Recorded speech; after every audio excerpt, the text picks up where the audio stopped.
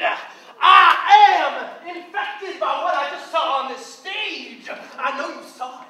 Your eyes did not escape what you just saw on the stage. That's right. You saw a little nudity. You saw some boobies shaking and hanging out. You saw a striptease by a Grim Reaper. I feel very bad for you. You've been infected deep in your soul. You felt the Grim Reaper, and then you were titillated by what the tits. That's right. That's what you felt. You don't want to be feeling that. What am I? Your spiritual janitor today? Is that why I've been brought out here to performance mix? Who am I? I'm going to tell you who I am. My name is the Reverend Raymond Nader, the Reverend Nader. And I've come to convert and save each and every one of you. Each and every one of you. This sermon I'm going to give for you today is completely improvised. I do not know what I'm going to say. I'm splitting my legs right here. I don't know why. I want you to give me a specific kind of suggestion I'm going to tell you, and I'm going to count to 3, and then you're going to shout it out. That's right, what you're going to do. And the kind of suggestion that I want to hear, is a sin. Something dirty bad. Something horrible. Disgusting, wrong. Anything that makes you go, rrrr. And on the count of 3, I want you to shout out a suggestion. 1, 2, 3. Incest. Incest. That is what I heard, incest. I am performing on a stage with clothes. I cannot believe I am doing this. Look at this. Dotted with a wig, dotted with a skull, dotted with panties and bones. When I think of incest, I think of bones. I know you've been touched by incest. I know you've had some experiences in your life. Perhaps they've been unpleasurable, but perhaps they've been pleasurable. You know, it's probably wrong to think of incest as pleasurable. That's the guilt, the shame that you feel, and that's why you look to God. But some people, they feel, you just look at pornography, and you say, ooh, I want to see that mommy and daughter get on. I want to see that daddy get on with the daughter. I want to see the son and the mom together, and I want to see it, and I embrace it, and I want it, and I'll pay. Now I'm a member of an incest site, you say. That's right. I know you speak your heart. If not every one of you, at least some of you. I look at the sparkle in your eye going, oh, I know. I see it. I have dark shining lights, bright shining lights in my face, but I can see the twinkles jumping out that you are indeed infected with a little incest. But don't feel ashamed. And don't feel bothered by this strange noise in the background that I cannot identify. Instead, I want you to feel with me today. Because you know what? I, the Reverend Raymond Nader, the Reverend Nader, have experienced incest. And I've experienced the bad, bad, bad, and the good, good, good. And I have something to tell you about that. Amongst my sweaty face. Look at this hand. You see this hand? You know what this hand has been? You know what this hand has done? This hand has done things that you don't want to know. I had a daddy and I had a mommy. And both daddy and mommy are the reasons that I am here today. This hand has clutched that thing. Hold on, let me resolve this sound thing. What is that sound? Can anyone identify that sound? I can. I'm going to go turn it off. Please resolve the sound. Thank you. Audience, you're most patient tonight. We have Sarah, the lovely Sarah, adjusting that sound, and it's making me feel good. I didn't think I was actually interruptible, but I realized that I was.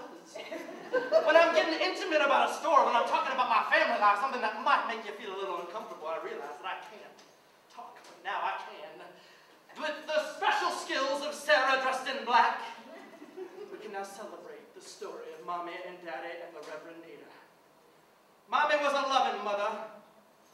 Mommy looked to me with love when I was but a young kid. I looked up to Mommy, and Mommy looked down to me.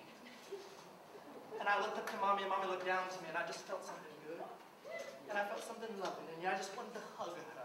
And I remember those times, those days, back when I was a child, that I was suckling on that breast, and I just felt so warm and so comforted by the woman that was my mother. And that's not a bad thing. No, it's not a bad thing. No, it's not a bad thing. It's mother's milk. Mother's milk is so comforting. Mother's milk is non-homogenized. It's not homo. Mother made me feel so and safe. And then one day, when I was but 7 years old, I said, Mommy, I have a craving. And she said, yes, Reverend. I was a reverend at that age. She says, yes, Reverend. Mommy, I feel guilty. I feel shameful. But I'm watering in the mouth for some body part of you. Tell me that's wrong. Tell me that's wrong. My mother said, not at all. And then she turned me around. She turned the back to the audience and she brought me inside. And I supped. And I felt good. And I felt strengthened. And something in my body suddenly felt, ooh, this is not cow. This is humanity going inside me. Humanity. And that's the problem. That's the spit exploded off my mouth. That's the problem of humanity. Incest example number 1. Incest example number 2. I was driving with my daddy. I was driving with my daddy down the road, the hard road, the road that makes you feel like you're a man, that's bouncing on the pavement, on the gravel. You're going someplace. Daddy says, I want to take you someplace, Reverend. I'm about 7 years old. I just sucked on my mother's breast, and she says, you know what, I want to take you somewhere. Where is that, Daddy? I want to take you to a strip club. I want to take you to a strip club, and I didn't know what that was about. Nor did I know what this was about. I didn't know what it was about. What I did know was that we were going to a place where there were going to be people. And Daddy took me there. Daddy took me to the strip joint. Daddy sat me down in the front, in the center, right there. There was a woman standing there. She was looking at me. Daddy says, see that? And I said, yes. And then something went from 6 o'clock to 12 o'clock, not on my wrist. And I didn't understand it. I was but 7 years old. And Daddy says, good, we know you're in action. Then Daddy takes me. He whips me around. He whips me away from the stage. He takes me to a dark area. A dark area.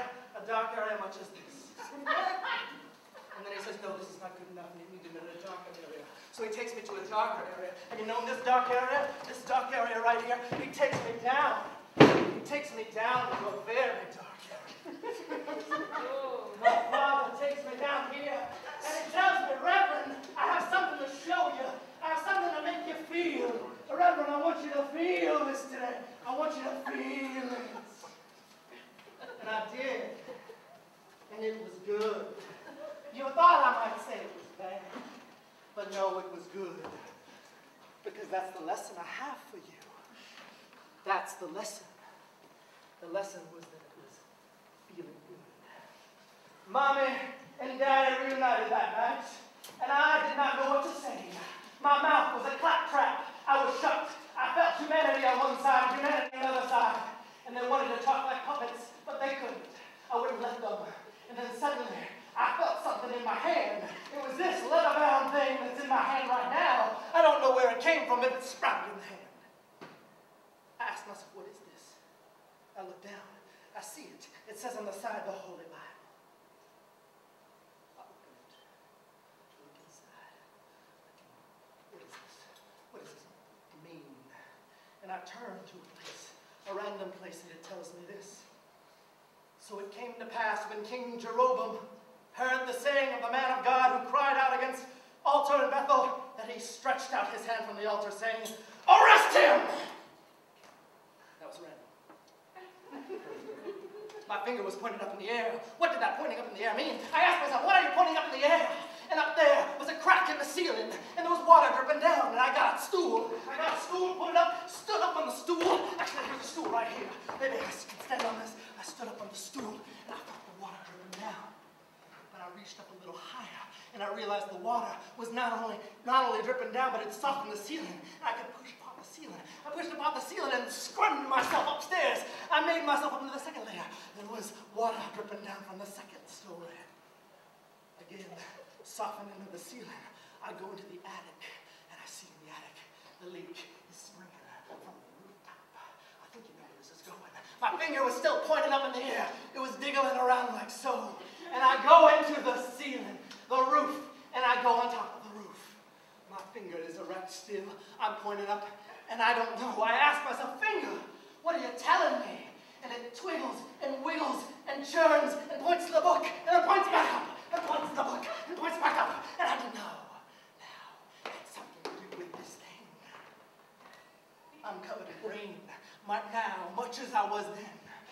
clouds, and I pointed up, and there was fog, and I put my hand in the fog, and part of the fog, and I could get into the fog. And I got into the fog. I was levitating now. I was flying through the air. I learned I could fly. You know how I fly? I fly like this.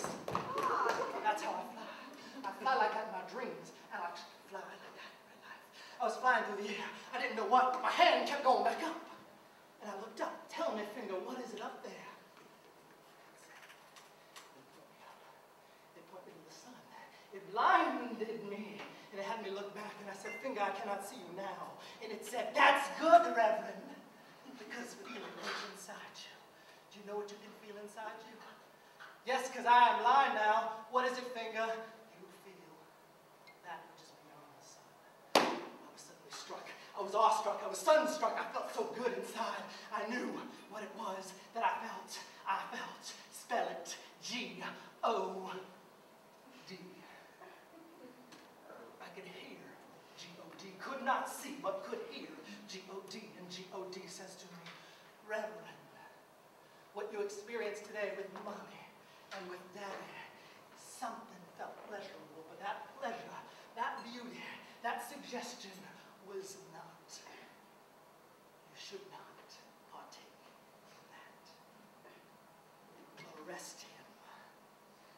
And then my finger shot down on the bullet. It went down through the ceiling, went down to the roof of the ceiling, and I shot that down on the floor, and I was again holding the book in my hand, as if nothing had ever happened. I turned around. I looked at Mommy, and I looked at Daddy, and I said, Mommy, what I did today with you is wrong. Daddy, what I did today with you is wrong. And when I realized that, I suddenly started levitating. I started flying in the air because someone gave me a new power. I was above them now. My life was in reverse suddenly. Suddenly I found myself reversing through time. I went back through the time. I was in the...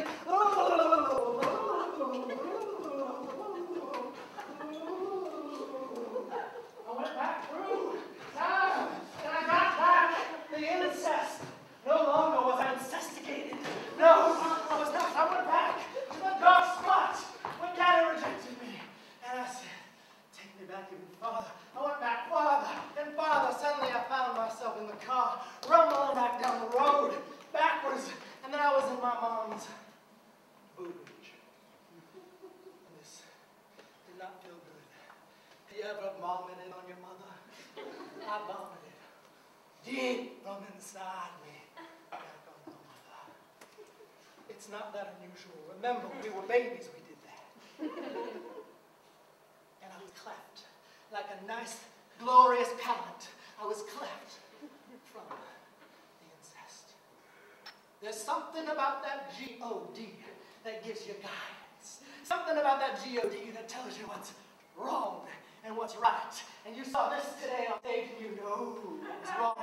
And now you know you've been saved, you've been given some direction about what you can do. When you leave here, you know you can shoot your finger up in the air and say, arrest him.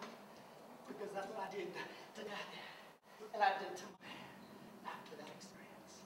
I am the Reverend Raymond Nader, the Reverend Nader. I want to thank you for this suggestion of incest, for this completely improvised sermon. And I want to say to you all, hallelujah, hallelujah, hallelujah.